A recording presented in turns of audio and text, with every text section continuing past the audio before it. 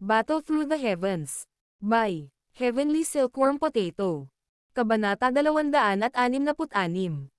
Pagpapagaling at kakayahang manipulasyon ng apoy.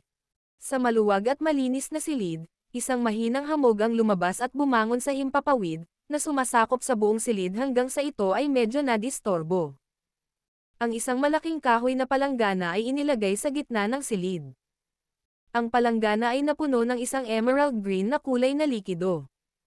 Sa loob nito, naka-cross-legged ang hubad na katawan ng isang binata. Nakapikit ang kanyang mga mata at ipinakita ng kanyang mga kamay ang selyo para sa pagsasanay.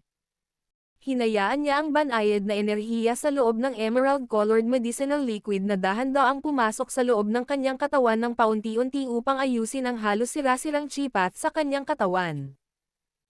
Habang tumatagal ang pagsasanay, unti-unting naging malinaw ang kulay emerald na likido sa sahig na gawa sa palanggana. Sa wakas, ang kulay ng esmeralda ay ganap na nawala at napalitan ng malinis na tubig kung saan makikita ang ilalim ng palanggana sa pamamagitan nito. Plop! Isang maliit na ulo ng ahas ang biglang bumangon mula sa ilalim ng tubig. Ang buntot nito ay paulit-ulit na tumalsik sa ibabaw ng tubig. Pinuno ng saya ang mapatla nitong mga mata ng ahas. Nang maramdamang naubos na ang enerhiya sa likidong ibinabad niya, dahan-daang iminulat ni Xiaoyan ang kanyang mga mata. Tiningnan niya ang masayang Heaven Swallow python sa tabi ng kanyang katawan at ngumiti. Sa maingat na paraan, inikat niya ang kanyang katawan bago dahan-daang nagpakawala ng isang subo ng magaspang na hangin makalipas ang ilang sandali. Sa mahinang boses, bumulong siya. Ang nakapagpapagaling na likido na binuo ng guro ay may napakagandang epekto. Sa loob lamang ng 3 araw, ang aking sira-sirang chi paths ay naging mas flexible. Ngayon, ang aking chi path ay dapat na kayang suportahan ang sirkulasyon ng Dao Qi. Sa 3 araw mula nang magising siya, hiniling ni Xiaoyan kay Xiaoding na tulungan siyang bumili ng malaking halaga ng mga sangkap na panggamot na kailangan niya. Pagkatapos nito, itinikom niya ang kanyang mga ngipin at tiniis ang sakit na nalikha nang dumaan ang Dao Qi sa kanyang chi path, na nagdidirekta sa huling natitirang likidong enerhiya sa loob ng puyo ng tubig upang mag-transform sa isang apoy ng Dao Qi. Sa ganitong paraan, pinadalisay niya ang ilang likidong panggamot na may kaunting kahirapan. Kapag natapos na niya ang unang batch ng medicinal liquid, ang paggaling ni Xiaoyan ay halatang bumilis ng kaunti. Matapos ang 3 araw na pagbabad sa loob ng medicinal liquid sa ganitong paraan, ang sira-sirang chi path sa kanyang katawan ay unti-unting naayos ang kanilang mga sarili sa isang mas mabuting kalagayan kaysa sa kalunos-lunos na sitwasyon nila noong nakalipas na mga araw. Tumayo si Xiaoyan mula sa kahoy na palanggana at pinunasan ang kanyang katawan. Siya ay random na nagsuot ng isang set ng mga damit. Pagkatapos nito, itinaas niya ang kanyang kamay at isang maputlang berdeng glow ang lumabas mula sa loob ng storage ring. Sa wakas, nag-transform ito sa isang berdeng lotus na nasuspine sa harap ni Xiaoyan at nagbuga ng mahinang kinang. Dahan-daang idiniin ang kanyang mga daliri sa gilid ng wooden basin, lumutang si Xiaoyan at dumapo sa berdeng lotus. Naka-cross-legged siya at ang kanyang mga kamay ay muling nabuo ang training seal. Kaagad, dahan-dahan niyang ipinikit ang kanyang mga mata. Hindi nagtagal pagkatapos pumasok si Xiaoyan sa kanyang mode ng pagsasanay, ang nakapalibot na espasyo ay nagsimulang bahagyang magbago. Ang mga thread ng mottled energy ay dumaan sa berdeng lotus light cover at walang tigil na bumuhos sa katawan ni Xiaoyan. Sa una, sa bawat pagpasok ng enerhiya sa katawan ni Xiaoyan, magreresulta ito sa bahagyang pagkibot ng kanyang mukha. Gayunpaman, habang ang enerhiya ay walang tigil na ibinubuhos sa kanyang katawan, si Xiaoyan, na nasanay na sa sakit, ay nagawang baliwalain ang pakiramdam na ito. Dahan-dahan niyang itinikom ang kanyang mga ngipin, pinino itong medyo may batik-batik na enerhiya at pinagsama ito sa kanyang chi paths at mga kalamnan. Pagkatapos nito, ibinaba niya ang kanyang isip sa kanyang katawan at naramdaman ang unti-unting pagbawi ng lakas. Sa mga sumunod na oras, sinunod ni Xiaoyan ang mga tagubilin ng sunod-sunod ayon sa plano sa pagpapagaling na sinabi sa kanya ni Yao Lao. Ang nakakakilabot na mga sugat sa kanyang katawan ay unti-unting gumaling sa kasiya siyang bilis. Ayon sa bilis na ito, dapat na makabalik siya sa kanyang kondisyon mula sa dati sa loob ng 1 buwan. Sa panahong ito ng tahimik na paggaling, si Xiaoyan, na may maraming librerag oras, ay naibalik ang kanyang pagkakakilanlang alchemist. Araw-araw, hinihiling niya kay Xiaoding na bumili ng maraming sangkap na panggamot. Pagkatapos ay pinipino niya ang ilang nakapagpapagaling na gamot na medyo maganda ang kalidad sa malalaking batch. Sa panahon ng pagpino niya ng gamot, nakagawa si Xiaoyan ng medyo nakakagulat na pagtuklas. Sa una, ang kontrol na mayroon siya para sa apoy ay hindi sapat para sa kanya upang pinuhin ang mga gamot na table task tulad ng energy recovery pill, na maaaring ituring na isang tier 3 medicinal pill. Gayunpaman, sa pagkakataong ito, natigilan siya ng mapagtanto na sa hindi malamang dahilan, ang kanyang kakayahang kontrolin ang apoy ay tila lumaki ng husto. Maging ang energy recovery pill ay nagawa niyang pinuhin. Bagamat medyo mataas ang rate ng pagkabigo, nagawa pa rin niyang magtagumpay. Matapos matigilan ng ilang sandali, lumitaw ang pag-unawa sa puso ni Xiaoyan. Ito ay malamang na may ilang koneksyon sa kanyang paglikha ng Angry Buddha Lotus Flame. Sa nakaraan, ang lawak ng kontrol ni Xiaoyan sa Green Lotus Core Flame ay halos masasabing isang ganap na gulo. Ang tanging bagay na nagawa niya ay balutin ang apoy sa paligid ng kanyang kamao at gamitin ito upang madagdagan ang kanyang lakas ng pag-atake o gamitin ang apoy sa isang paunang pamamaraan at i-shoot ito. Gayunpaman, pagkatapos niyang i-shoot ito, si Xiaoyan ay walang kakayahan na ipagpatuloy ang pagkontrol sa direksyon ng pag-atake nito. Sa makatuwid, kung ang apoy na pinaputok ay hindi tumama sa target, ang mismong pag-atake na iyon ay magsasayang lamang ng malaking halaga ng enerhiya. Sa tuwing naaalala ni Xiaoyan ang sobrang komportableng paraan kung paano kinokontrol ni Yao Lao ang bone-chilling flame, ang kanyang puso ay napupuno ng inggit. Kung si Yao Lao ang may kontrol noon sa pakikipaglaban sa Eight-Winged Black Serpent Emperor, si Xiaoyan ay nang-ahas na sabihin na tiyak na ang Eight-Winged Black Serpent Emperor ay nasa isang napakasamang kalagayan. Hindi man lang matutulad si Yao Lao kay Xiaoyan, na talagang kinutya ng kanyang kalaban ng kontrolin niya ang bone-chilling flame. Sa kakayahang kontrolin ni Yao Lao, nagawa niyang magpakawala ng mga butil ng maliliit na bone-chilling flame na pagkatapos ay lilipat sa lupa at tahimik na nag-shuttle palapit sa kanilang target bago biglang umatake. Sa ganoong paraan, kahit na siya ay isang disenteng distansya mula sa target, magagawa niyang gawing kumpol ng mga inukit na yelo o abo ang kalaban ng walang nakakaalam. Ang kakaibang uri ng paraan ng pagkontrol sa apoy ay isang bagay na lihim na pinagnanasaan ni Xiaoyan. Gayunpaman, ito ay isang pantasya lamang sa kanyang lakas noong nakaraan.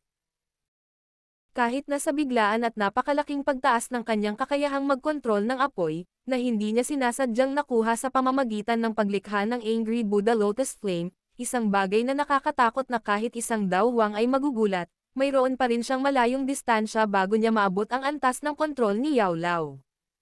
Matapos ang pakikipaglaban sa Eight-Winged Black Serpent Emperor, ang puso ni Xiaoyan sa wakas ay nagsimulang magbigay ng higit na pansin sa antas ng kontrol na mayroon siya para sa Heavenly Flame. Malinaw sa kanyang puso na kapag nagawa niyang sanayin ang antas ng pagiging pamilyar ng kanyang kontrol kay Yao Lao, ang kanyang lakas sa pakikipaglaban ay tiyak na agad ng biglaan. Sa sandaling magkaroon ng ganitong determinasyon at pag-iisip si Xiaoyan, ang kinakailangan sa pagpino na mayroon siya para sa kanyang sarili sa panahong ito ng pagdadalisay ng gamot ay halos umabot sa lawak ng pagiging mahigpit nito. Kahit na si Xiaoyan ay kasalukuyang may kakulangan ng Dao Qi sa kanyang katawan, ang pangunahing enerhiya na kailangan para sa pagkontrol sa Heavenly Flame ay ang walang tigil na espiritual na lakas. Ito rin ay isang bagay na ang kasalukuyang Xiaoyan ay may kasaganaan at pinakanamumukod-tangi. Sa makatuwid, sa sulok ng patio na hinihigop ng mainit na hangin, ang Desert Metal Mercenaries ay paulit-ulit na nagsimulang magdala ng maraming iba't ibang uri ng mga sangkap na panggamot. Nang sila ay lumabas, ang kanilang mga mukha ay puno ng pagkamangha habang sila ay may dalang malalaking tambak ng mga bote ng jade. Sa loob ng mga bote ng jade na ito ay may mataas na kalidad na mga gamot sa pagpapagaling na bihirang makita sa Rock Desert City pati na rin ang ilang energy recovery pill na hindi mabibili dito, kahit na may pera ang isa. Ang mga gamot na ito, na napakabihirang sa mga pamilihan, ay tila mga basura na itinapon mula sa mga kamay ng nakaitim na binata sa loob ng patio at sapalarang nakatambak sa isang sulok. Ang malaking kayamanan na ito ay naging sanhi ng pagkasindik ng lahat. Ito ba ang kadakilaan ng isang alchemist? Sa paglipas ng mga araw ng sunod-sunod, ang mga mercenaryong desert metal na iyon na naghatid ng mga sangkap na panggamot at kumuha ng mga tabletang panggamot mula sa looban ay unti-unti ding naging manhid. Kung tutuusin, ang sinumang nanatili ng mahabang panahon sa ganoong kapaligiran ay hindi kikilos tulad ng una, nakatayo sa harap ng isang bote ng gamot na tableta at walang kabuluhang nakatitig dito nang hindi nag-iisip ng mahabang panahon. Si Xiaoyan, na nasa looban, ay tahimik na sumuko sa pagpapagaling. Araw-araw, pagkatapos niyang makumplito ang mga kinakailangang hakbang para sa pagpapagaling, uupo siya sa harap ng kanyang medicinal cauldron at paulit-ulit na ginagawa ang kanyang kontrol sa heavenly flame hanggang sa hindi na siya masuportahan ng kanyang espiritu. Saka lang siya nagsimulang magpahinga. Sa ilalim ng ganitong uri ng mahihirap na pagsasanay kung saan nakalimutan niyang matulog at kumain, malinaw na naramdaman ni Xiaoyan na ang kanyang kakayahang kontrolin ang heavenly flame ay unti-unting lumaki. Sa looban, si Xiaoyan ay naka-cross-legged sa isang bench na bato. Sa madilim na pulang kulay na kaldero sa kanyang harapan, isang maputlang berdeng apoy ang gumugulong. Ang mga bahagi ng mga alon ng mainit na apoy ay mararamdaman kahit sa malayo. Ang 10 mahabang daliri ni Xiaoyan ay patag at sinilip sa harap niya. Ang 10 daliri ay kumikislap at ang kulay berdeng apoy sa kaldero ay nagsimulang sumayaw kasama nila.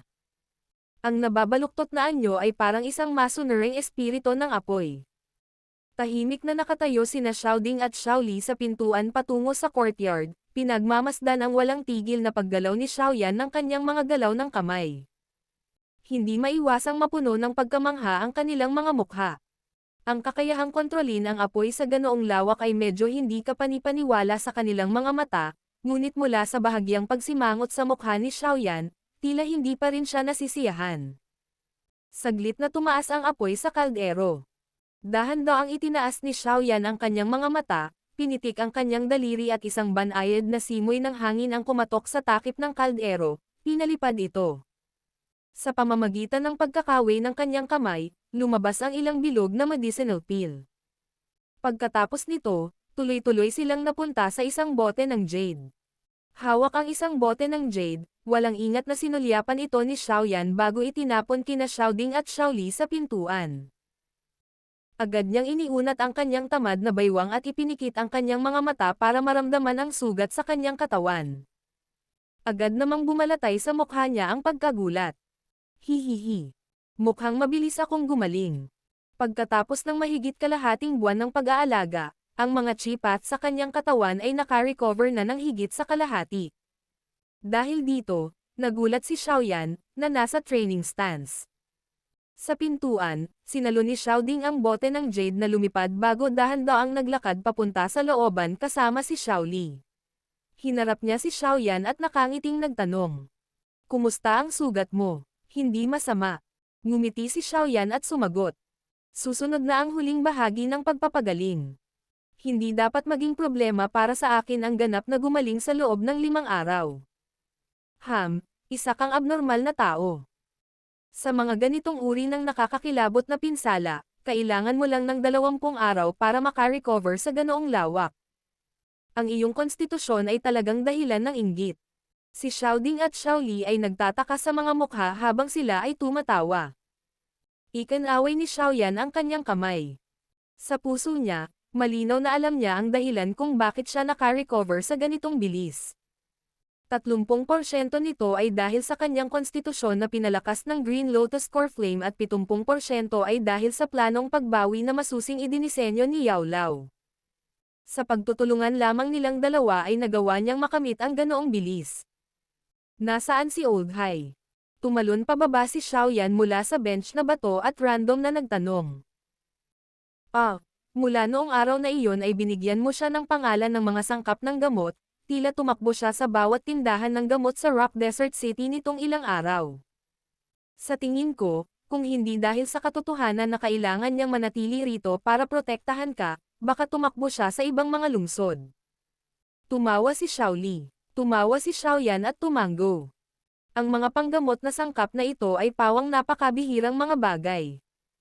Maliban kung swertehin ni Hai Bodong na magkaroon ng pie drop mula sa langit, halos imposible para sa kanya na mahanap ang mga gamot na sangkap na ito sa mga tindahan ng gamot sa loob ng Rock Desert City. Mukhang gusto talaga ni Hai Bodong na mabilis na mabawi ang kanyang pinakamataas na lakas. Dapat ko nang simulan ang huling bahagi ng pagpapagaling bukas. Sa pamamagitan lamang ng pagbawi ng aking lakas sa lalong madaling panahon matutulungan ko si Yao Lao na makahanap ng ilang natural na kakaibang mga bagay na makakatulong sa kanya na mabilis na mabawi ang kanyang espiritual na lakas. Ang kamay ni Xiaoyan ay marahang hinaplos ang kulay itim na singsing habang siya ay mahinang bumubulong. Bukod dito, ang oras sa 3 taong kasunduan ay papalapit na rin. Battle Through the Heavens. Kabanata 267. Nagpakitang muli si Reyna Medusa. Sa maluwag na silid, biglang si Xiaoyan, na naka-cross-leg sa kama at unti-unting iminulat ang kanyang mga mata. Kinuyam niya ng mahigpit ang kanyang kamao at marahang sinabi. Panahon na para magpatuloy sa huling hakbang. Dahan-daang pinahid ni Xiaoyan ang kulay itim na singsing sa kanyang daliri. Pagkatapos nito ay agad niyang marahang ginamit ang magkabilang kamay para buhatin ang Heaven Swallowing Python na nakaka-relax mula sa kanyang mga hita at inilagay sa kama. Nakadiin ang daliri niya sa maliit na ulo nito habang nakangiti. Little fellow, maghintay dito ng tahimik. Huwag gumawa ng anumang gulo para sa akin. Kung maaari mo akong tulungang bantayan. Huwag hayaang may hamarang sa akin, naiintindihan mo ba? Pagkatapos sumailalim sa unang ebolusyon, ang kasalukuyang Heaven Swallowing Python ay walang alinlangan na nagsimulang magkaroon ng ilang talino. Sa makatuwid, naunawaan nito ang ilan sa mga salita ni Xiaoyan. Agad nitong ipinikit ang mapatwalilang mga mata ng ahas at paulit-ulit na tinanggo ang maliit nitong ulo. Sa paglabas nito ng dila ng ahas, naglabas ito ng mahinang sitsit. Ngumiti si Xiaoyan at hinaplos ang malamig na katawan ng Heaven Swallowing Python. Pagkatapos ay ginalaw niya ang kanyang kamay at dahan-daang lumitaw ang isang kulay berdeng lotus seed mula sa loob ng storage ring. Sa wakas, nasuspine ito sa himpapawid at nagbuga ng mahinang berdeng glow. Itinaas ni Xiaoyan ang kanyang katawan at tumalon papunta sa lotus sa malambot na paraan. Naka-cross-leg siya. Huminga ng malalim at muling naalala ang impormasyong iniwan ni Yao Lao. Dahan-daang tinapik ng kanyang daliri ang storage ring at isang bagay na natatakpan ng berdeng ilaw ang lumitaw sa kanyang palad. Kapag tiningnan ito ng mabuti, ito ay talagang isang maliit na buto ng lotus.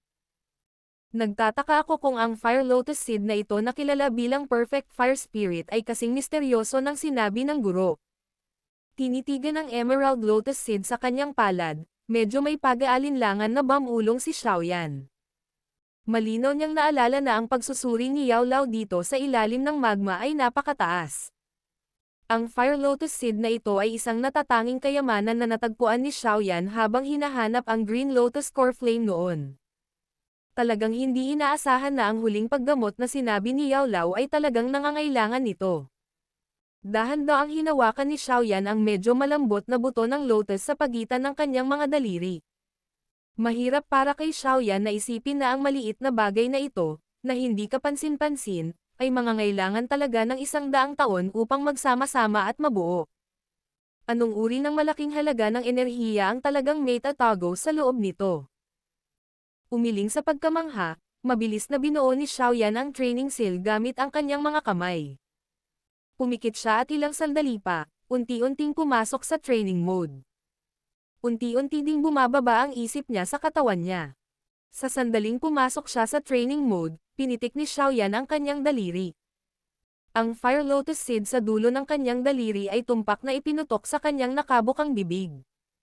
Nang pumasok ang Fire Lotus Seed sa kanyang katawan, ang maputlang mukha ni Xiaoyan ay biglang naging kasing pula ng bulkan. Mula sa dulo ng kanyang ulo, isang puting fog ang nagsimulang kulot pataas, na nagbibigay sa kanya ng nakakatakot na hitsura. Sa sandaling ito, si Xiaoyan ay walang oras na mag-abala tungkol sa kung ang kanyang panlabas na anyo ay angkop. Sa sandaling ang Fire Lotus Seed ay pumasok sa kanyang bibig, ito ay mabilis na naging mainit na enerhiya. Pagkatapos nito, gumalaw ito sa kanyang lalamunan at sa mayabang na paraan, marahas na napatumba. Ang mainit na enerhiya na binago mula sa Fire Lotus Seed ay mabilis na dumaloy sa chi paths ni Xiaoyan. Kaagad, ang chi paths na pinaghirapan ni Xiaoyan sa loob ng mahigit kalahating buwan upang maalagan ang kanyang kalusugan ay marahas na lumiit na parang isang maliit na ahas na natapakan ng isang tao. Isang matinding sakit ang nagdulot ng mga pagtapak ng malamig na hangin na lumabas sa pagitan ng mga puwang ng matigas na ngipin ni Xiaoyan. Pinanatili ni Xiaoyan ang kanyang mga ngipin na nakadikit sa isa't isa. Paulit-ulit na nanginig ang kanyang katawan na naka-cross-legged sa Green Lotus Seat. Lahat ng butas ng kanyang katawan ay biglang lumiit sa matinding sakit na ito. Habang si Xiaoyan ay nakadikit ang kanyang mga ngipin at nagtitiis, ang unang matinding sakit mula sa kanyang mga chi path ay nagpatuloy ng ilang sandali bago ito unti-unting humina. Sa oras na ito, si Xiaoyan, na ang noo ay puno ng malamig na pawis, sa wakas ay nakahinga ng maluwag. Patuloy niyang pinapatatag ang kanyang isip habang pinagmamasdan ang sitwasyon sa kanyang katawan. Ang mainit na enerhiya na binago mula sa Fire Lotus Seed ay nakakapangilabot sa isang medyo nakakatakot na lawak. Saan man ito dumaan, ang ibabaw na layer ng pelikula sa chi paths ay tila nasunog ng mainit na temperatura. Dapat malaman na ang pelikulang ito ay bunga ng pagsusumikap ni Xiaoyan, na nilikha mula sa maingat na pagkonsumo ng higit sa 100 mga likidong panggamot na ginawa sa loob ng kalahating buwan. Ang pelikula ay sinunog, gayunpaman, ang aksyon ng Fire Lotus Seed na sumunod ay naging dahilan upang mawala ang pait sa mukha ni Xiaoyan. Kahit saan na dumaan ang mainit na enerhiya, ang mga patak ng esmeralda na tulad ng maliliit na likido na mas maliit kaysa sa laki ng hinlalaki ay talagang naiwan. Ang mga patak ng likido ay dumikit sa mga dingding ng chi path at namimilipit na parang buhay na nilalang. Pagkatapos nito, nagsimula silang matuno sa mga dingding ng chi path sa bilis na nakikita ng mata. Kasunod ng pagsasanib ng likidong esmeralda na puno ng malalaking enerhiya, ang mga hubad na dingding ng chi path na nasunog ng mataas na temperatura hanggang sa ganap silang pula, ay nagsimulang mabilis na matuno sa isang layer ng maputlang berdeng kulay na hindi kilalang likido. Tinakpan ng mga likidong ito ang mga dingding ng chi paths at pagkaraan ng ilang sandali, ito ay talagang pinatigas at naging kulay berdeng cuticle pagkatapos na inihaw ng enerhiya ng Fire Lotus Seed. Mahigpit na tinakpan ng mga cuticle na ito ang mga dingding ng chi paths ni Xiaoyan. Ang defensive strength nito ay maraming beses na mas malakas kaysa sa film layer ni Xiaoyan mula noon. Kasunod ng paglitaw ng kulay berdeng cuticle, ang pakiramdam ng matinding sakit na ibinubuga ng chi paths ni Xiaoyan ay tuluyang nawala. Maliwanag, pagkatapos ng pagpapalakas ng Fire Lotus Seed, ang antas ng katigasan sa chi paths ni Xiaoyan ay lumampas pa sa kung ano ito bago siya nasugatan. Matapos ganap na takpan ang karamihan sa mahahalagang chi path ng isang layer ng berdeng kulay na cuticle, ang mainit na enerhiya na inilabas ng Fire Lotus Seed ay medyo nabawasan din. Mukhang ang likidong kulay esmeralda, na may simpleng anyo, ay talagang ang asensya ng Fire Lotus Seed. Sa sandaling natakpan ng Fire Lotus Seed ang chi paths ng isang defensive layer, nanatili itong parang isang ligaw na toro na ang mga mata ay natatakpan habang ito ay nag-aalburuto. Bagamat sinubukan ng isip ni Xiaoyan na idirekta ito upang lumipat, nanatili siyang walang magawa. Masyadong malaki ang enerhiyang ito. Ang kanyang pag-asa na i-drag ito at kontrolin ito ay walang alinlangan na medyo mahirap. Ang mainit na enerhiya ay umiikot ng walang pagod sa chi paths ni Xiaoyan. Habang ang sirkulasyon ay tumaas sa intensity, ang mga thread ng maputlang berdeng gas ay dahan-daang pinakawalan. Ang ilang bahagyang basang gas ay kakaibang dumaan sa obstruction ng cuticle layer at matagumpay na nakapasok sa pinakamahina na chi path sa loob. Pagkatapos nito, dahan-dahan nitong inayos ang mga pinsalang natanggap ng chi paths. Habang dumarami ang mga gas body na ito, dumaan pa ang ilang moist gas body sa chi paths at random na lumutang sa loob ng katawan ni Xiaoyan nang walang patutunguhan. Tila naramdaman ang mga katawan ng mga gas na lumulutang sa paligid ay isang mahusay na pampalakas, ang loob ng katawan ni Xiaoyan, ang kanyang mga kalamnan, mga selula, mga buto, at iba pa. Lahat ng mga organo na nasugatan ay tila biglang nabuhay muli. Bahagya silang gumalaw at matako na nilagok ang basang gas. Sa sandaling ito, Ang labas at loob ng katawan ni Xiaoyan ay parang isang napakalalim na hukay habang matako nitong hinihigop ang berdeng kulay na fog na walang tigil sa pagsisikap nitong pakawalan mula sa loob ng Fire Lotus Seed. Kasunod ng nakakabaliw na paglunok na ito, malinaw na naramdaman ni Xiaoyan na ang kanyang katawan ay patuloy na gumagalaw patungo sa kanyang pinakamataas na kondisyon mula noon sa medyo nakakatakot na bilis. Ayon sa bilis na ito, ang pagbawi hanggang sa puntong ito ng pagiging nasa kalagayan niya bago siya nasugatan ay lumilitaw na sandali lamang. Sa loob ng chi paths, umikot ang mainit na enerhiya sa hindi kilalang bilang ng beses bago sinubukan ni Xiaoyan na kontrolin ang enerhiya ng Fire Lotus Seed gamit ang kanyang isip. Matapos ang mahigit 100 pagtatangka na nagtatapos sa kabiguan, sa wakas ay matagumpay niyang nadrag ang enerhiya mula sa Fire Lotus Seed patungo sa rutang Flame Mantra. Ang enerhiya ay umiikot sa ruta para sa Flame Mantra Chi Method, sa tuwing na kumpleto ang napakalaking mainit na enerhiyang ito sa isang cycle. Ang ilang bahagi na puno ng berdeng kulay na fog ay ibubuhos sa medyo natuyot na vortex na iyon. Ang malaking halaga ng enerhiya ay walang kapagurang sumunod sa ruta ng Chi Method at umikot. Sa sunod-sunod na pagbuhos ng enerhiya, ang mga patak ng berdeng kulay na likidong enerhiya sa puyo ng tubig ay nagsimulang muling mabuo. Pagkatapos nito, nagsimula itong tumulo sa puyo ng tubig. Sa isang kisap mata, muling naging sagana ang loob ng natuyot na puyo ng tubig. Ang pagsasanay ay walang probisyon o paghihigpit sa oras na kinuha. Habang umiikot ang isip ni Xiaoyan sa kanyang panloob na katawan, hindi niya alam kung gaano nakatagal ang lumipas sa labas ng mundo. Ang alam lang niya na ang kanyang katawan na nagkaroon ng matinding pinsala ay ganap ng gumaling ng Fire Lotus Seed. Bagamat natapos na ang pagkukumpuni, ang dahilan na medyo natigilan si Xiaoyan ay ang mainit na enerhiya na paulit-ulit pa ring umiikot sa loob ng kanyang chi paths. Ang isang malaking halaga ng enerhiya nito ay maaaring naubos, ngunit ang natitirang enerhiya na ang Fire Lotus Seed ay naging dahilan pa rin upang medyo natulala si Xiaoyan. Ayon sa kanyang mga hula, ang pagkukumpuni ng kanyang halos sira-sira na katawan ay malamang na gumamit lamang ng 1/4 ng enerhiya nito. Nakakatakot lang. Sa loob ng kanyang mga landas sa chi, ang mainit na enerhiyang iyon ay tila hindi mauubos dahil paulit-ulit itong naglalabas ng mga bahagi ng berdeng enerhiya at pinapayagan ang mga selula at kalamnan na matako na sumipsip nito. Sa kabila ng unti-unting pagbabalik ng katawan ni Xiaoyan sa pinakamataas na antas mula sa dati, ang kanyang mga kalamnan, buto, at mga selula, ay hindi pa rin tumitigil. Sa halip, sa pagkatulala ni Xiaoyan, patuloy itong sakam na lumunok ng walang hiya. Maliwanag, ito ay tulad ng isang hindi makatwirang manggugulo na tila naglalayong hindi titigil hanggat hindi nito nakukuha ang lahat ng enerhiya. Si Xiaoyan ay hindi makatawa o umiyak nang maramdaman niya ang pakiramdam ng kanyang katawan na lalong napuno ng enerhiya. Tahimik lang siyang napabuntong hininga sa kanyang puso na isa talaga itong blessing in disguise. Kung hindi pa siya nakatanggap ng ganoong seryosong pinsala kanina, sa kondisyon ni Xiaoyan, tiyak na mahirap para sa kanya na masira ang pinakamataas na antas mula sa dati sa napakaikling panahon.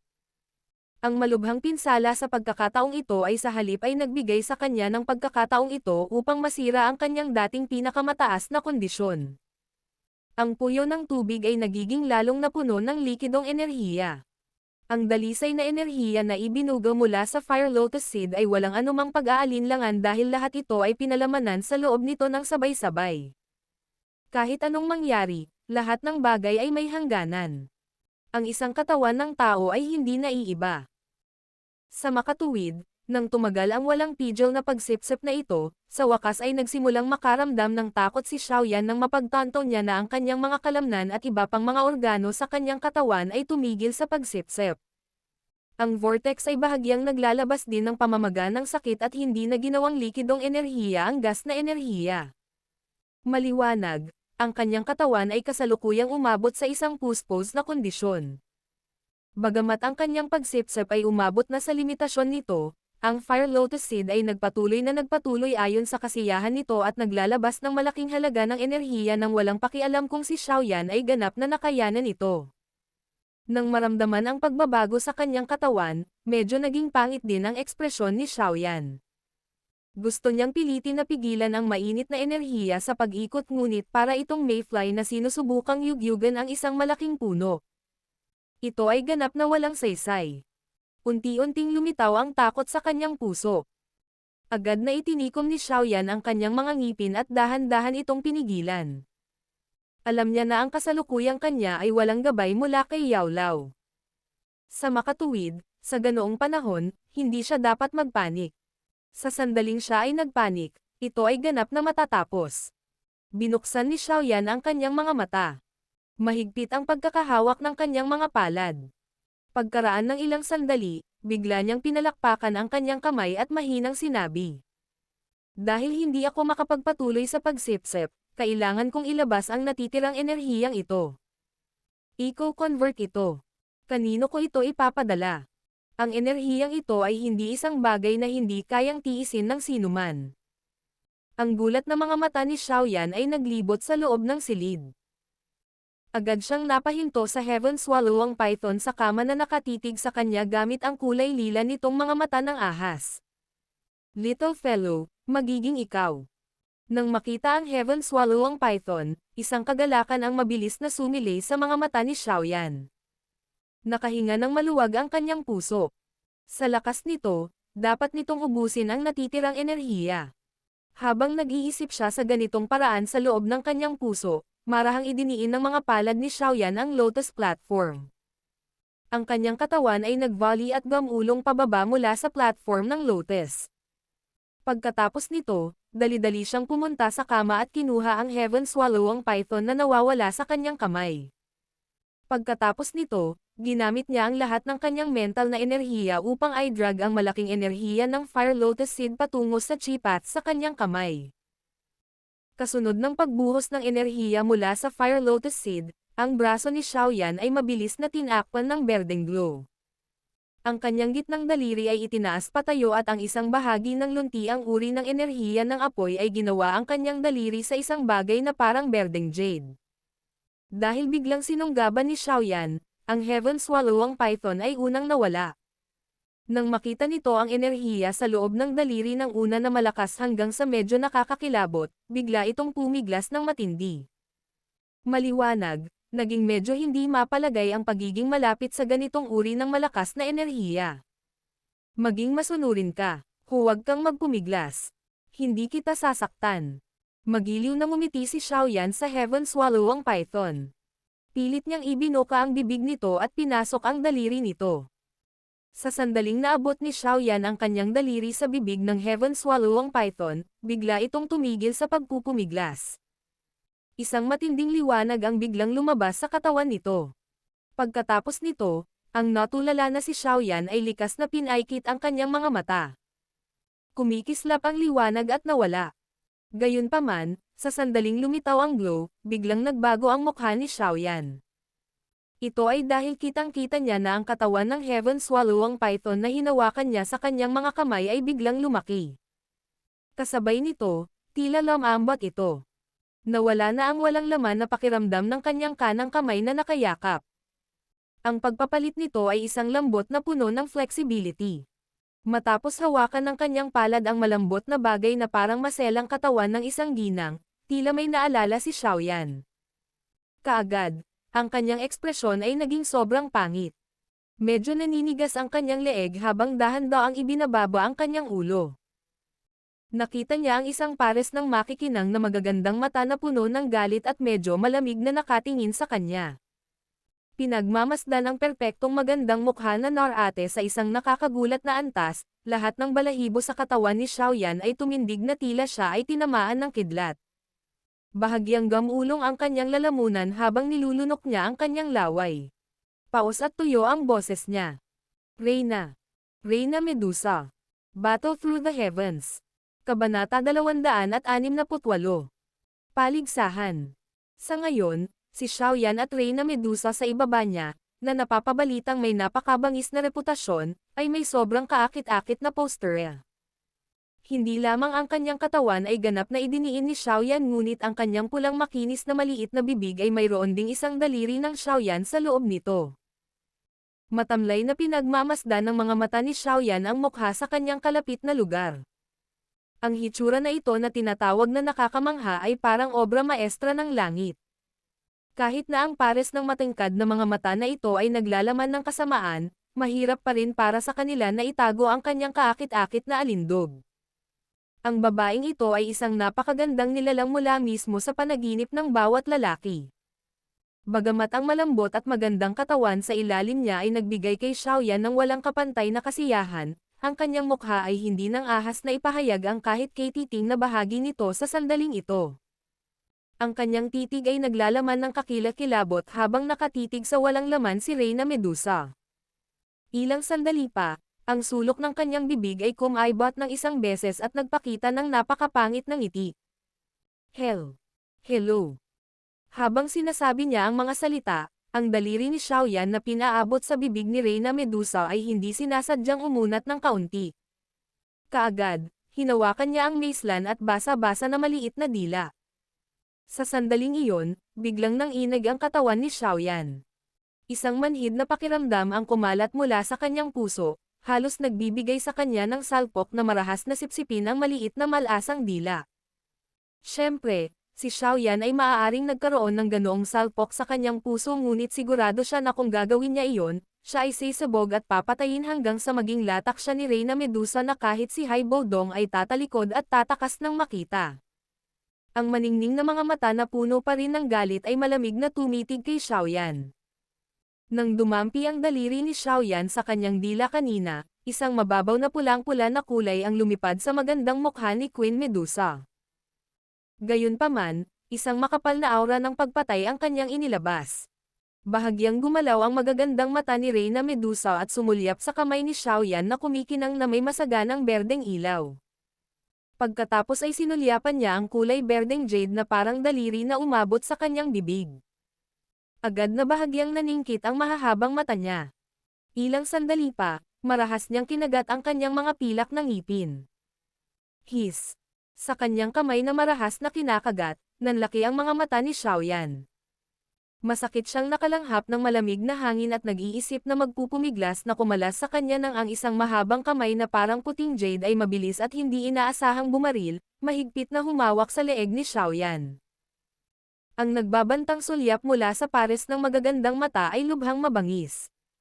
Dahil sinunggaban ni Reyna Medusa, naging walang magawa si Xiaoyan. Kaya lang niyang sumuko at ibaba ang katawan. Kaagad, dalawang bilog na lambot ang dumaikit sa kanyang dibdib. Agad na bumangon ang isang masamang apoy mula sa kanyang ibabang bahagi ng tiyan na naging dahilan upang medyo bumilis ang paghinga ni Xiaoyan. Pilit na tiniis ni Xiaoyan ang kasuklam-suklam na apoy sa kanyang katawan. Sa sandaling ito, hindi siya nang ahas na hawakan ang halimaw na ito gamit ang kanyang mga kamay o binti. Tirik ang kanyang katawan habang dinidiin niya ang malambot at magandang katawan ni Reyna Medusa. Magkaharap ang kanilang mga mukha at maririnig ang kanilang paghinga. Habang kinakagat ni Queen Medusa ang daliri ni Xiaoyan, dahan-dahan ang binibigyang kulay ng matingkad na pulang dugo ang pulang makinis na labi. Dumagdag ang dugo sa pamumula at ang matingkad na kulay ang naging dahilan upang magkaroon ng kaunti pang madugong rosas na parang pang-akit ang nakakabighaning Reyna Medusa. Habang dahan-dahang lumabas ang dugo, bahagyang nagbago ang ekspresyon ni Xiaoyan. Nararamdaman niya na ang napakalaking enerhiya ng Fire Lotus Seed na pabalik-balik sa kanyang kanang braso ay mabilis na nilalamon ni Reyna Medusa. Hindi na kailangang mag-alala.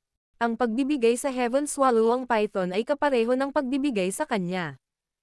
Hanggat ang sobrang enerhiya ng Fire Lotus Seed ay maaaring umalis sa aking katawan, pareho lang ito. Inaliw ni Xiaoyan ang sarili at ginawa ang lahat para pakalmayan ang sarili. Nanatili ang titig nito sa kanyang perpekto at halos walang kamali-mali ngunit nakakaakit na mukha. Bagamat magkasalungat ang magkabilang panig, hindi napigilan ng kanyang puso ang tahimik na papuri. Kasunod ng halos matako na paglunok ni Queen Medusa, ang kulay berdeng pagkinang sa kanang kamay ni Xiaoyan ay dahan-daang lumabo sa malinaw na kapansin-pansing bilis. Ang berdeng glow ay tuluyang nawala pagkatapos ng ilang segundo. Ang daliring iyon na parang isang kulay berdeng jade ay unti-unting bumabawi sa normal. Kung paanong si Xiaoyan ay nakahinga ng maluwag sa loob ng kanyang puso nang matagumpay na masipsap ang sobrang enerhiya sa kanyang katawan, ang kanyang ekspresyon ay agad na nagbago ng husto. Ito ay dahil pagkatapos niyang ganap na masipsip ang enerhiya, talagang walang balak si Reyna Medusa na buksan ang kanyang bibig. Ang kanyang mahabang magandang mata ay may dalang malamig na tawa habang sinusulyapan siya. Marahan niyang sinipsip at ang Daochi sa loob ng vortex ni Xiaoyan ay agad na itinaas sa alon. Ito ay talagang tuloy-tuloy na gumagalaw sa kanyang chi paths at may poster na sinisipsip. Ibuka mo ang iyong bibig. Naramdaman ang pagbabago sa kanyang vortex, biglang nagbago ang ekspresyon ni Xiaoyan at nagmamadaling sinabi. Si Queen Medusa ay walang bakanteng oras para abalahin si Xiaoyan. May malamig na tawa ang kanyang mga mata habang bahagyang humigpit ang maselang kamay na ginamit niya sa paghawak sa leeg ni Xiaoyan. Kaagad, medyo namula ang mukha ni Xiaoyan. Gago. Nang maramdaman ang Daochi sa loob ng kanyang katawan na malapit nang gumalaw sa kanyang daliri at lalabas, agad na pula ang mga mata ni Xiaoyan. Sa loob ng 20 dagdag na araw na ito, gumugol siya ng hindi alam na malaking pagsisikap upang mabawi ang kanyang lakas. Kung naabsorb ito ng maldita na babaeng ito, kapag dumating na ang oras para pumunta sa Misty Cloud Sect, mapupulot ba siya ng tiles para ihagis? Sa mapupulang mga mata, dahan-daang itinaas ang kaliwang kamay ni Xiaoyan. Ang kulay berdeng apoy ay biglang sumibol. Agad na tumaas ang temperatura sa loob ng silid. Pagtingin sa kulay berdeng apoy sa kaliwang kamay ni Xiaoyan, ang ekspresyon ni Queen Medusa ay bahagyang nagbago. Maliwanag, nakilala rin niya ang kumpol ng apoy bilang Green Lotus Core Flame na naging sanhi ng kanyang matinding paghihirap. Buksan mo ang iyong bibig. Alam ko na sa iyong lakas, napakadaling patayin ako. Gayunpaman, hindi mo ito ginawa ngayon. Hindi ito tumutugma sa iyong mabangis na reputasyon. Sa palagay ko ay hindi mo pa nababawi ang iyong lakas, tama ba? Madilim ang mukha ni Xiaoyan habang bahagyang pinahina niya ang kulay berdeng apoy na tumatakip sa kanyang palad. Mahina niyang sinabi. Dapat ay makikilala mo ito. Buksan mo kaagad ang iyong bibig o sisiguraduhin kong malubha kang nasaktan kahit na kailangan kong itaya ang buhay ko. Nang marinig ang pagbabante ni Xiaoyan, ang lamig sa maningning na mga mata ni Reyna Medusa ay naging mas mayaman. Sa kanyang katayuan, walang sino man ang nagbanta sa kanya sa ganitong paraan. Kaagad, isang pares ng magagandang mata ang matamang tumitig kay Xiaoyan. Nagkaroon ng matinding pagpatay sa kanila. Dahil tinitigan ni Reyna Medusa sa ganoong paraan, medyo namamanhid ang balat ng ulo ni Xiaoyan. Gayunpaman, malinaw din niyang alam na sa ganoong pagkakataon, kahit alam niyang hindi masyadong maganda ang magiging kapalaran niya sa hinaharap, maaari lamang niyang tumigas ang kanyang leeg at magkunwaring determinadong tao. Pagkatapos ng lahat, kung siya ay mahina, ang magandang ahas na ito na kilala sa kanyang mabangis na reputasyon ay lalamunan ang kanyang pagkatao kasama ang kanyang mga buto. Sa loob ng tahimik na silid, matamang nagtitigan ang mga tingin ng dalawang tao. Walang gustong magpahinga muna.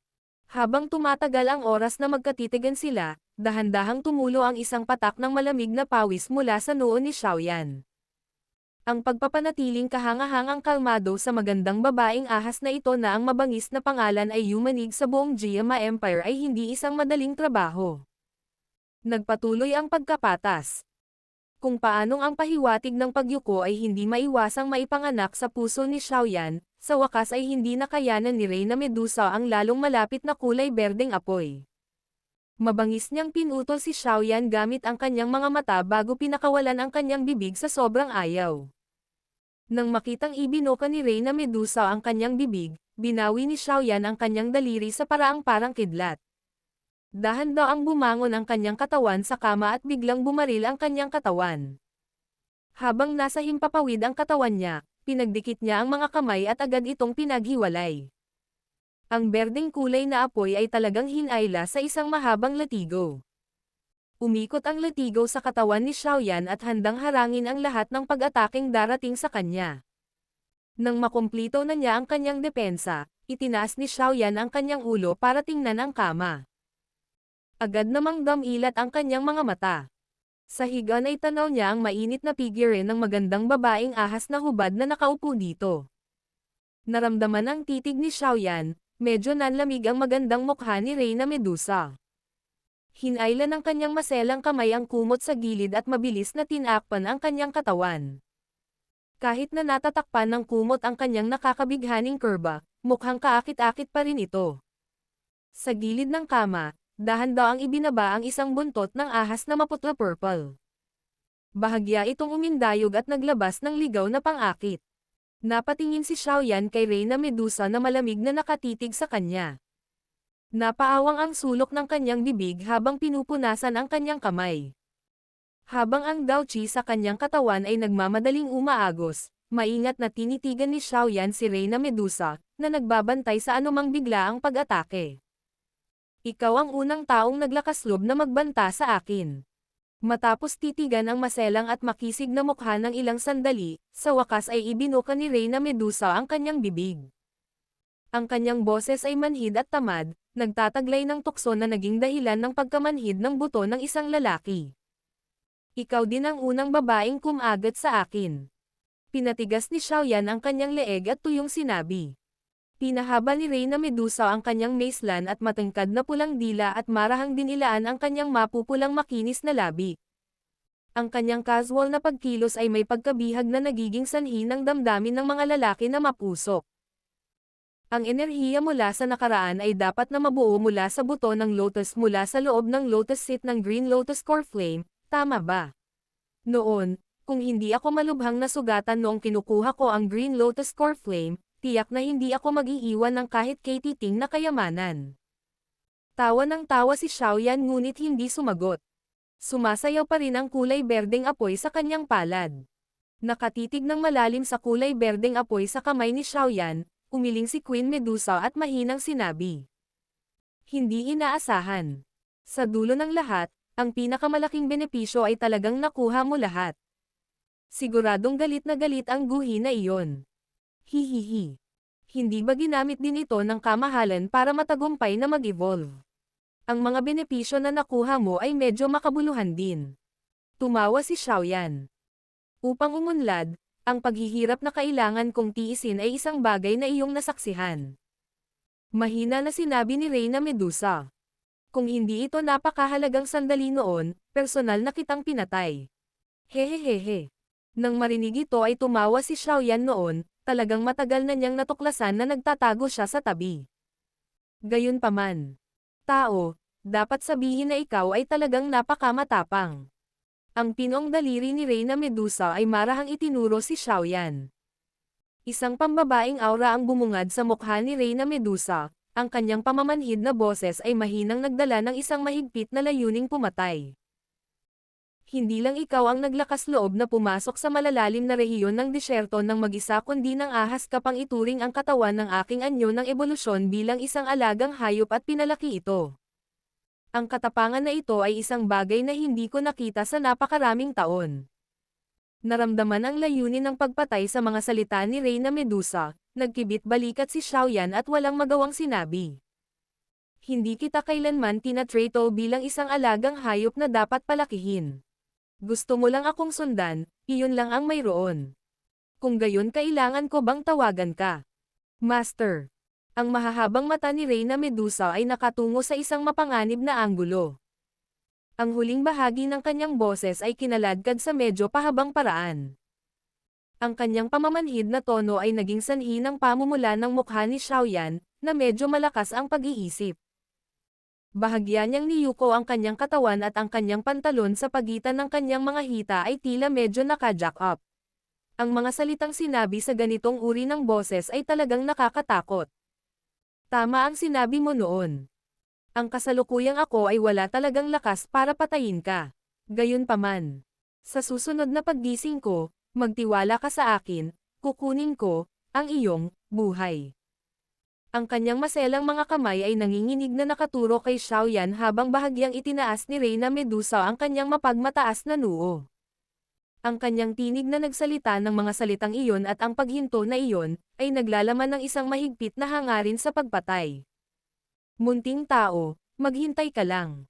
Sa mundong ito, ang isang taong may karapatang maging Panginoon ko ay hindi pa ipinanganak. Kahit papaano, ang agos mo ay malayo pa sa pagkakaroon ng pribilehiyong iyon. Unti-unting gumapang pababa ang magandang katawan ni Reyna Medusa. Kaagad, ang kumot na nakabalot sa kanyang katawan ay inipit upang ipakita ang isang kaakit-akit na arko. Isang matinding glow ang bumaril. Unti-unting lumiit ang katawan ni Reyna Medusa, sa wakas ay naging isang maliit na 7 kulay na ahas. Pagtingin sa maliit na ahas na naging Heaven Swallow ang serpent, biglang nanghina ang buong katawan ni Xiaoyan. Napaupo siya sa sahig. Ngayon lang niya napagtanto na basang-basa na pala siya sa pawis. Battle Through the Heavens. Kabanata 269. Biglang pagtaas sa degree ng compatibility. Nakaupo sa lupa na nababalot ng pawis ang kanyang katawan, si Xiaoyan ay matindi at halos napabuga ng hangin. Pinunasan ng kanyang manggas ang pawis sa kanyang noo at umiling siya na may mapait na ngiti. Ang ilang minutong pagharap sa ganoong paraan ay talagang nagdulot ng higit na pagkapagod kaysa sa pakikipaglaban niya sa isang Dadoushi. Sa kabutihang palad para sa kanya, ang lakas ni Reyna Medusa ay mas mahina sa hindi malamang dahilan. Kung hindi, baka pinatay na talaga siya nito ngayon. Si Xiaoyan ay may natitira pa ring palpitation sa kanyang puso habang siya ay bumantong hininga. Dahan-dahan siyang tumayo, inilipat ang tingin at biglang huminto sa kulay berdeng apoy na parang flame snake, paakyat baba sa katawan niya habang sumasayaw. Agad siyang nataranta at bahagyang bumuka ang bibig. Ang kulay berdeng apoy na ito na hugis mahabang latigo ay ang random na hinayla ni Xiaoyan nang mabilis siyang tumalon pabalik mula sa kama. Ang kanyang nakaka-relax na paraan sa paghila nito ay lumilitaw na hindi naging dahilan upang gumamit siya ng maraming pagsisikap. Matapos mabunot ang mahabang apoy na latigo, humiwalay ito sa palad ni Xiaoyan. Pagkatapos nito, automatiko itong gumalaw sa katawan ni Xiaoyan at umikot. Ang poster nito ay parang isang banal na artifact, na nagtataglay ng isang espiritu, na nagpoprotekta sa may-ari nito. Nakatitig ang mga mata ni Xiaoyan sa kulay berdeng apoy na mahabang latigo na umiikot sa kanyang katawan. Bahagyang umawang ang sulok ng kanyang bibig. Bagamat pagkatapos ng 20 dagdag na araw ng pagsasanay, ang kanyang kontrol sa underground Green Lotus Flame ay higit na sanay, alam niya sa kanyang puso na sa kanyang maliit na kakayahan sa pagkontrol ng apoy ay tiyak na imposible para sa kanya, sa sandaling ito, na kontrolin ang apoy hanggang sa ito ay kasing leksi ng kanyang sariling kamay. Gayunpaman, ang katotohanan na lumitaw sa kanyang harapan ay naging dahilan upang ang kanyang ulo ay napuno ng hamog sa ibabaw ng sobrang saya. Pagkaraan ng ilang sandali sa pagkawala, dahan-daang nakabawi si Xiaoyan. Iniabot niya ang kanyang palad at marahang hinawakan ang kulay berdeng mahabang apoy na latigo na umiikot sa kanyang paligid. Sa sandaling nadikit ang kanyang palad sa kulay berdeng apoy, naging masunurin ito sa isang kumpol ng berdeng apoy na nakadikit sa itaas ng daliri ni Xiaoyan, bahagyang namimilipit. Ang 10 daliri ni Xiaoyan ay gumalaw at unti-unting naghiwalay. Kaagad, 10 maliliit na berdeng kulay na linya ng apoy ang iniunat. Sumayaw ang kanyang palad at tumaas ang Green Lotus Core Flame at umuurong paminsan-minsan. Ang maliksi na paraan ay higit na mas mahusay kung ihahambing sa kung ano ito noong pinipino ni Xiaoyan ang mga medicinal pill ilang araw bago ito. Ano ba talaga ang nangyari? Pagtingin sa Green Lotus Core Flame na sumusunod sa pagbabago sa kanyang mga iniisip at paulit-ulit na nagbabago sa iba't ibang hugis, ang pagkagulat sa mukha ni Xiaoyan ay lalong lumilitaw. Noong kinokontrol niya ang apoy, malinaw niyang naramdaman na ang intimacy ng Green Lotus Core Flame sa kanyang sarili ay malinaw at biglang tumaas ng ilang beses kumpara sa nakaraan. Ang pakiramdam ng pagtutol na bahagyang umiral sa nakaraan ay tahimik ding hamina. Nakakunot ang noo ni Xiaoyan habang nagmumuni-muni ng matagal. Biglang may pumasok sa isip niya. Marahan siyang bamulong. Huwag mong sabihin sa akin. Ito ay dahil sa Fire Lotus Seed. Habang nag-flash sa kanyang puso ang pag-iisip na ito, naging dahilan upang medyo maintindihan ni Xiaoyan ang mga bagay-bagay. Ang Fire Lotus Seed at ang Green Lotus Core Flame ay ipinanganak mula sa isang katawan. Ngayong nasipsap na niya ang energy essence ng Fire Lotus Seed sa kanyang katawan, hindi niya sinasadyang naging mas perpekto ang antas ng compatibility sa pagitan ng kanyang katawan at ng Green Lotus Core Flame. Kasunod ng kanyang pagsusuri, dahan-daang pinakawalan ang masikip na pagsimangot ni Xiaoyan. Bumakas sa mukha niya ang saya. Hindi niya inaasahan na ang pagkonsumo ng Fire Lotus Seed ay magkakaroon talaga ng hindi inaasahang at kakaibang epekto. Ang biglaang pagtaas ng compatibility na ito ay isang bagay na naging dahilan ng pagiging mas excited ni Xiaoyan kaysa noong ganap na gumaling ang kanyang mga sugat. Pagkatapos ng lahat, ang kanyang mga pinsala ay ganap na gagaling sa lalong madaling panahon, ngunit ang pagkakatugma sa pagitan ng kanyang katawan at ang Green Lotus Core Flame ay maaari lamang umasa sa oras na umangkop sa isa't isa upang dahan-dahang itaas ito.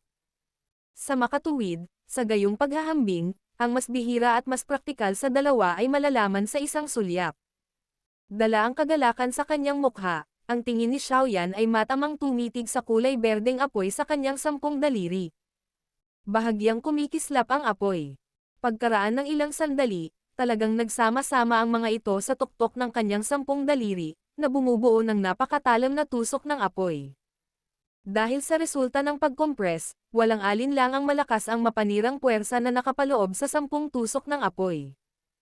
Dahan-daang pinitik ni Xiaoyan ang kanyang mga daliri at ang 10 matutulis na tusok ng apoy ay biglang pinaputok ng malakas. Ang mainit na puwersa ay bumuo ng isang bilog ng maliit na berdeng kulay na light film sa paligid ng kanilang mga katawan. Habang ang mga tusok ng apoy na ito ay malapit ng tumama sa dingding, bahagyang binaluktot ni Xiaoyan ang kanyang daliri. Kaagad, ang mga tusok ng apoy na pumutok ng malakas ay tila nakatanggap ng puwersa ng pagkaladkad at biglang tumalikod at bumalik gamit ang parehong landas na kanilang ginamit kanina, binaril si Xiaoyan. Nakangiti habang pinagmamasdan ang berdeng kulay na mga turok ng apoy na lumilipad pabalik, iniabot ni Xiaoyan ang kanyang daliri at ang 10 tusok ay direktang bumaril sa daliri ni Xiaoyan. Unti-unting nawala ang kulay berdeng apoy sa kanyang kamay. Pinagmasdan ni Xiaoyan ang kanyang kamay, na walang kahit katiting na pinsala. Tumanggo siya sa pagkamangha. Noong nakaraan, ang kontrol niya sa Green Lotus Core Flame ay halatang hindi na umabot sa puntong ma-release at mabawi ito. Ngayon, gayunpaman, pagkatapos niyang masipsip ang Fire Lotus Seed, ang kanyang antas ng kontrol sa Heavenly Flame ay nagawa na siyang payagan na kumpletuhin ang pagkilos na pagkontrol ng apoy na ito na napakahirap. Ang bawat kumpol ng Green Lotus Core Flame ay nangangailangan kay Xiaoyan na gumamit ng medyo malaking halaga ng Dao Qi upang mapakilos ito mula sa Acceptance Spirit mula sa loob ng Vortex. Kung ang Heavenly Flames na ito ay hindi bumalik pagkatapos niyang barilin ang mga ito, walang alinlangan na ito ay isang napakasayang at marangyang aksyon. Kung gagamitin niya ito sa pakikipaglaban, ang gayong paglustay ay magiging irresponsible sa sarili niyang buhay. Sa makatuwid, sa kasalukuyan ay nakuha ang Heavenly Flame na kanyang na-shoot out, si Xiaoyan ay lubos na nasiyahan sa kanyang puso. Muling nilero ni Xiaoyan ang Green Lotus Core Flame na naging masunurin bago niya ito dahan-daang ibinalik sa kanyang katawan. Nakaharap ang palad niya sa Green Lotus Seat na nakabitin sa himpapawid at sinenyasan ito. Kaagad, ang huli ay naging isang berdeng glow na lumutang sa kanyang storage ring. Nang maimbak na niya ito ng maayos, iniunat ni Xiaoyan ang kanyang tamad na baywang. Ang mga buto sa buong katawan niya ay dumidikit sa isa't isa, na naglalabas ng alon ng mga tunog ng crack. Ang nakaka-relax at punong-puno ng enerhiya na pakiramdam ay naging sanhi ng komportableng paghinga ni Xiaoyan. Mariin niyang ikinuyom ang kanyang mga kamao at marahas na ibinato iyon. Sa kanyang pag-flip sa pagitan ng kanyang kamao at palad, nalikha ang malalakas na hangin, na nagbigay sa kanya ng isang kahanga-hangang postura. Nang maramdaman ang nakakatakot na puwersa na lumalabas mula sa paninikip ng kanyang mga kalamnan, ngumiti si Xiaoyan at tumanggo sa kanyang ulo. Bagamat dumanas siya ng matinding paghihirap dahil sa mga malubhang pinsala sa pagkakataong ito, ang kakayahan sa pakikipaglaban na may lalabas ng kanyang kasalukuyang katawan ay tiyak na mas malaki kaysa sa nakaraan. Kung titingnan ito sa paraang ito, hindi siya nagpatalo sa kanyang malubhang pinsala sa pagkakataong ito. Nakatayo sa parehong lugar, bahagyang ipinikit ni Xiaoyan ang kanyang mga mata.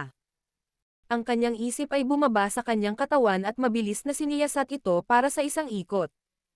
Pagkatapos nito, binuksan niya ang kanyang mga mata, hinigpitan ang kanyang kamao at mahinang tumawa.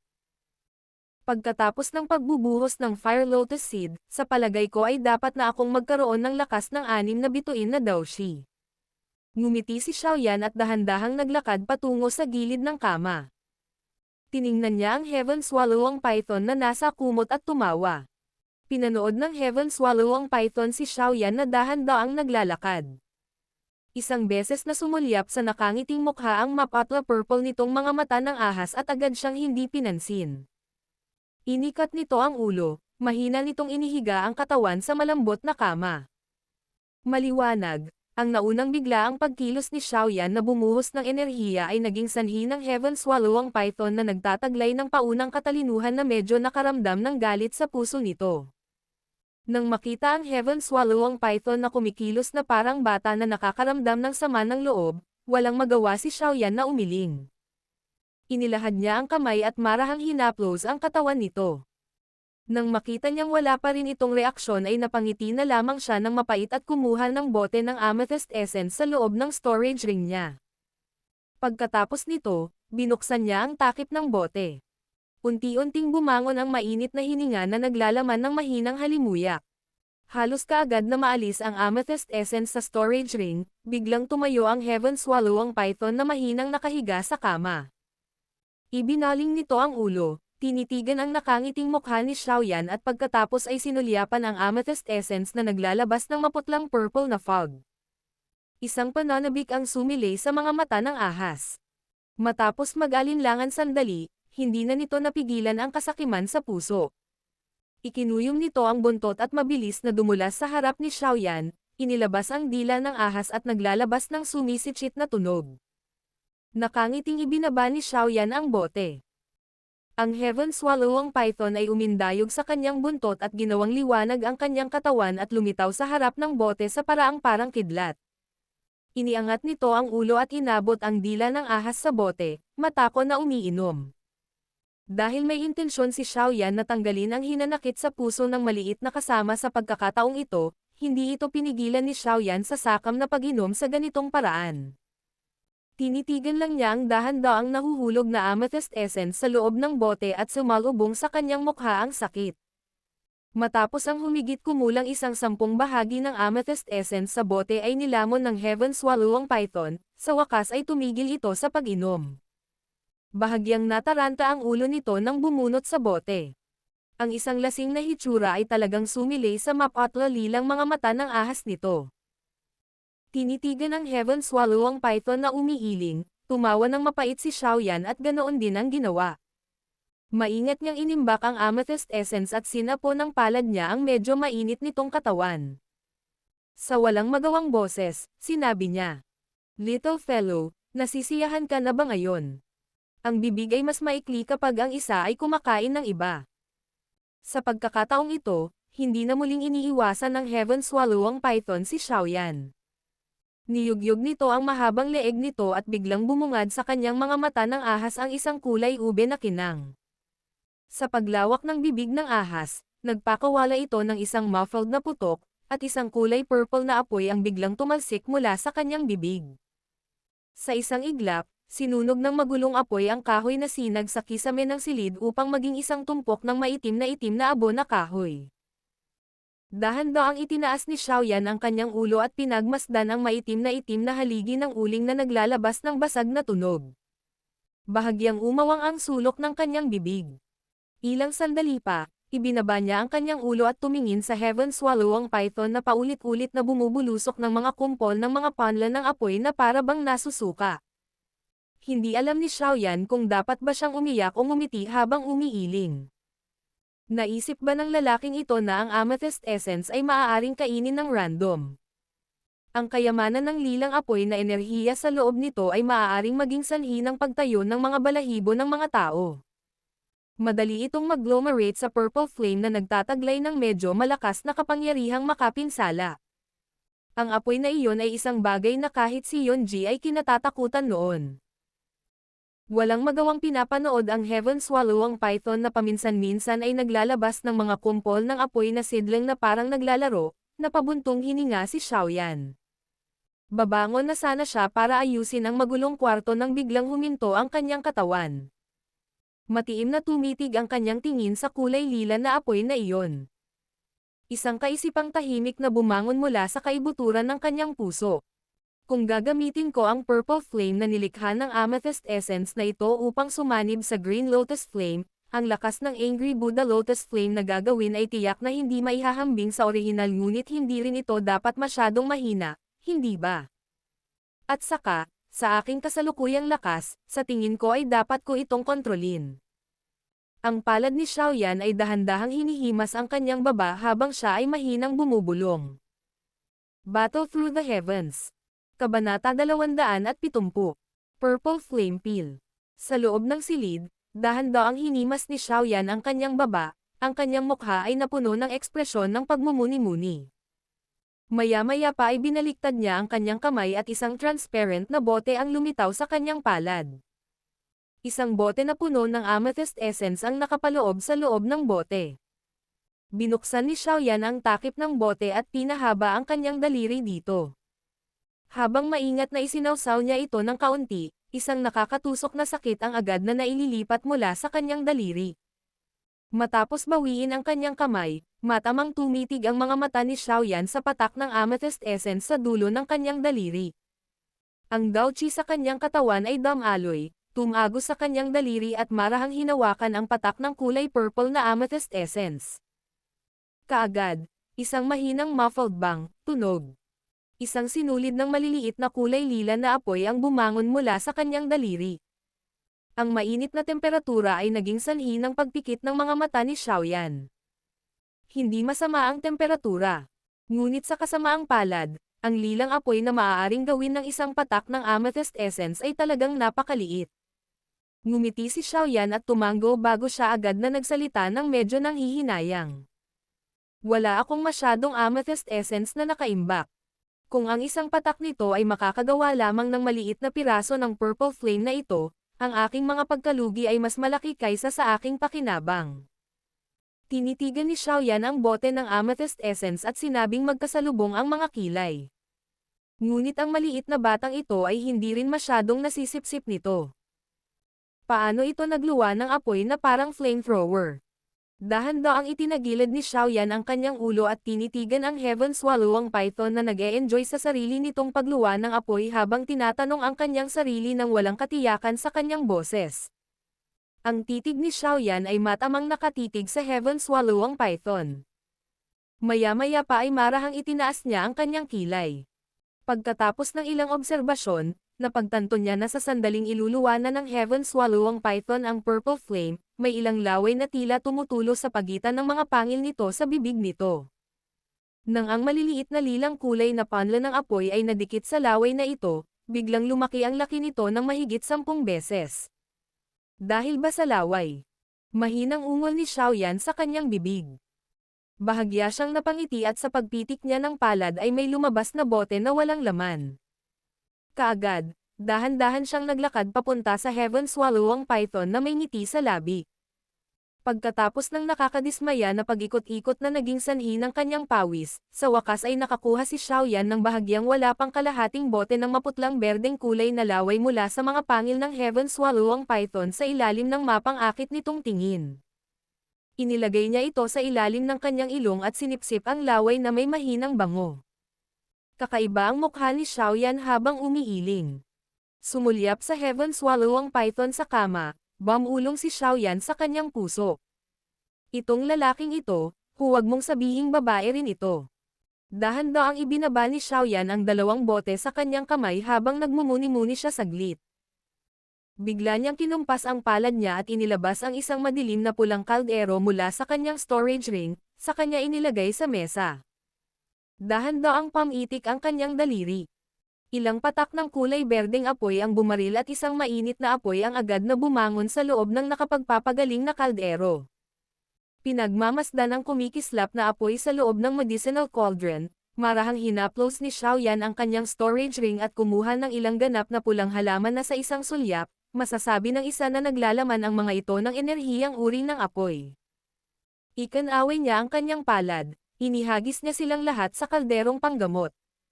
Pagkatapos ay kinokontrol niya ang berdeng kulay na apoy at paulit-ulit na pino ang mga ito, na ginawa itong isang malaking tumpok ng pulang kulay na pulbos.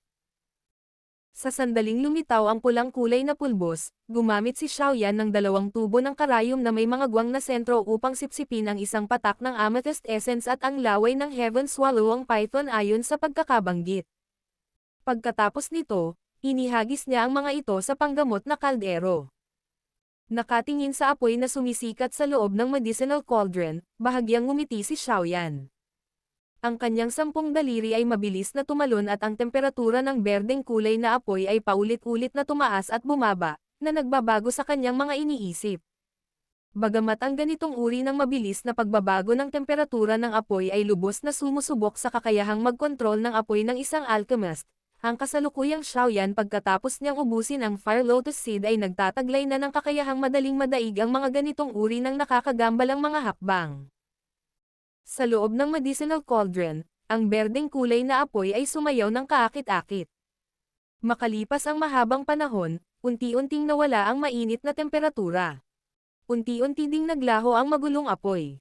Sa wakas ay dumaan ito sa labasan ng apoy, naging maliit na apoy at pumasok sa daliri ni Xiaoyan. Bagaman ang isang malaking halaga nito ay naubos sa panahon ng pagpino ng gamot, ang pagkuha ng kaunti ay medyo maganda. Napangiti si Xiaoyan habang pinagmamasdan ang tipak ng kulay berdeng apoy na pumasok sa kanyang katawan. Pinitik niya ang kanyang daliri at isang banayad na simoy ng hangin ang bumagsak sa takip ng kaldero. Pagkatapos ay sinenyasan niya ang kanyang kamay at lumipad ang 3 kulay pulang tabletop bago tuluyang dumapo sa palad ni Xiaoyan. Pinaglaruan ni Xiaoyan ang 3 danwan na ito at isang ngiti ang hindi sinasadyang lumabas sa gilid ng kanyang bibig. Ang ganitong uri ng danwan ay hindi matatawag na medicinal pill.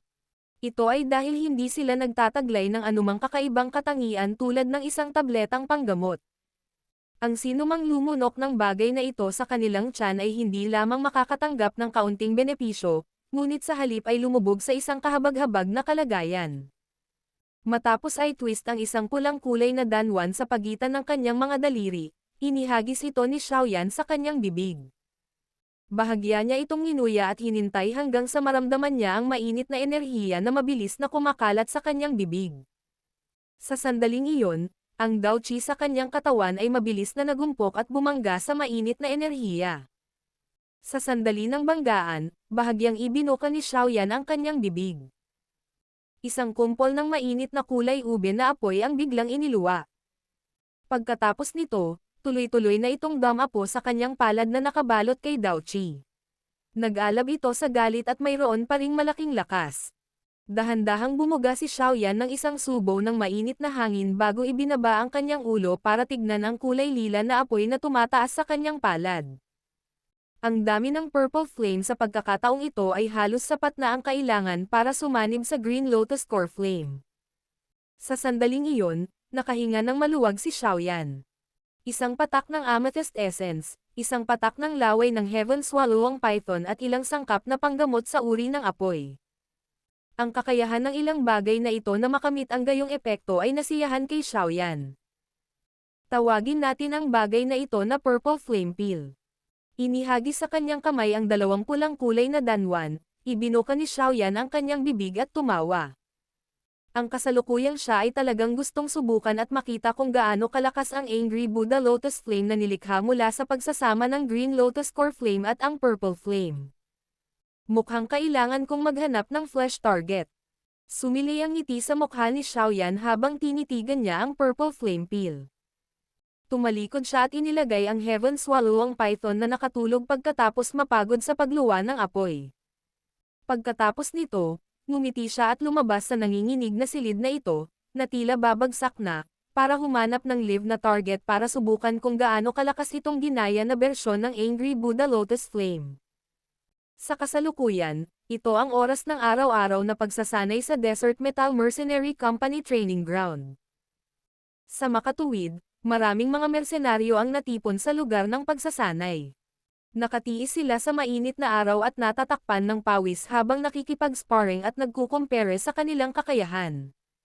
Sa isang lilim na lugar sa bukas na lupa ay nakatayo si Xiaoding at ilang iba pa. Paminsan-minsan ay tumatawid ang kanilang mga tingin sa training ground at bahagyang tumango. Mr. Luobo, mukhang maayos na ang pakikitungo ng mga kapatid sa Sand Mercenary Company sa iba. Nagsumikap ka sa panahong ito. Lumingon si Xiaoding at nakangiting sinabi kay Luobo sa tabi niya habang pinagmamasdan niya ang mga mersenaryo mula sa magkabilang tropa na malinaw na naalis ang pagkakasalungatan dahil sa panahong ito ng pakikibagay sa isa't isa. Ito ang lahat ng mga pamamaraan na naisip ni campaign leader Xiaoding. Isinagawa ko lang ang mga ito. Umiling si Luobo, ang gilid ng kanyang mata ay may malaking paggalang habang sinusulyapan niya si Hai Bodong sa gilid. Sa isang pagkakataon, nakita niyang lumaban ang matandang ito. Kaya naman, malinaw na alam niya kung anong uri ng lakas mayroon ang hindi halatang matandang ito. Medyo natakot din ang puso ni Luobo kay Xiaoyan na nagawang imbitahan si Hai Bodong na manirahan sa mercenary company na ito. Nang mapansin niyang itinanong ito ni Xiaoding, nagmamadali siyang sumagot ng magalang. Natural na alam ni Xiaoding ang takot sa Luobo. Kaagad, ngumiti siya at nakipag-usap sa kanya ng kaunti bago siya tumalikod at sumulyap kay Hai Bodong na nakasandal sa isang puno at humahatak ng mahabang mukha.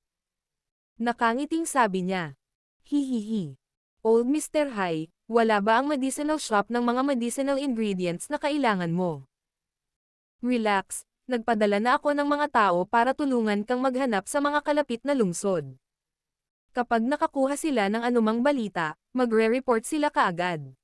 Hindi bababa sa iyo, maliit na bata, ay nagsikap." Ang lalaking iyon na si Xiaoyan ay umalis sa patio na iyon mula nang sabihin niya sa akin ang tungkol sa mga sangkap na panggamot na ito at hindi na muling lumabas. Nang marinig ito, isang mahinang ngiti ang lumitaw sa mukha ni Hai Bodong habang tumugon siya kay Xiaoding. Hindi magandang bagay ang pag-badmouth ng mga tao sa likod nila. Isang mahinang tawa ang biglang napalabas mula sa likod ng lahat.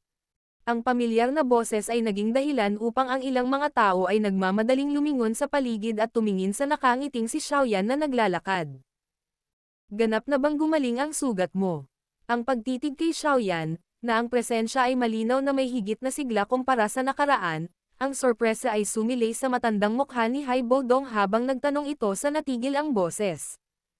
"Oo," ngumiti si Xiaoyan at tumango. Abnormal na tao.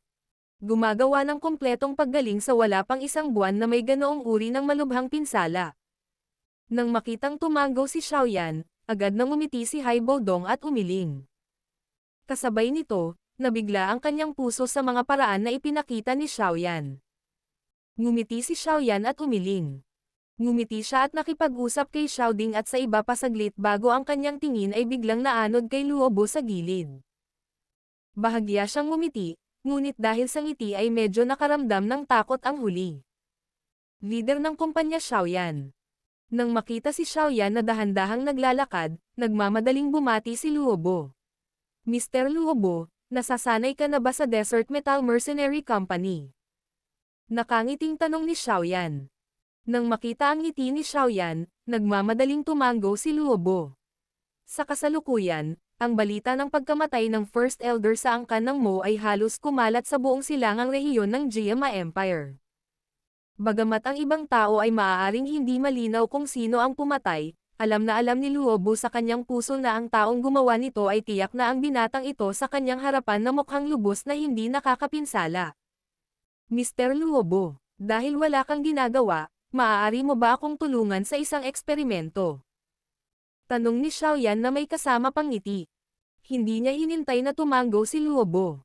Sa halip, agad niyang itinaas ang kanyang mga paa at naglakad palabas ng lilim na lugar. Bagamat ang kasalukuyang lakas ni Xiaoyan ay bumalik na sa Daoshi class, alam ni Xiaoyan na kapag nakikitungo sa isang taong tulad ni Luobo, si Luobo ay agad na maghahinala kung may biglang magiging palakaibigan sa kanya. Nang marinig ang mga salita ni Xiaoyan, nalilito si Luobo. Agad siyang ngumiti ng mapait at umiling bago itinaas ang mga paa para sumunod. Nakatayo sa gilid, nakita ni na Xiaoding at Xiaoli ang kakaibang pagkilos na ito, at hindi maiwasang magpalitan ng tingin. Pagkatapos nito, sumunod na rin sila ng may pagtataka. Dahan-daang huminto si Xiaoyan sa isang sulok ng training ground. Hinarap niya si Luobo na medyo hindi mapakali at bahagyang ngumiti. "Dapat mong gamitin ang lahat ng iyong lakas upang ipagtanggol.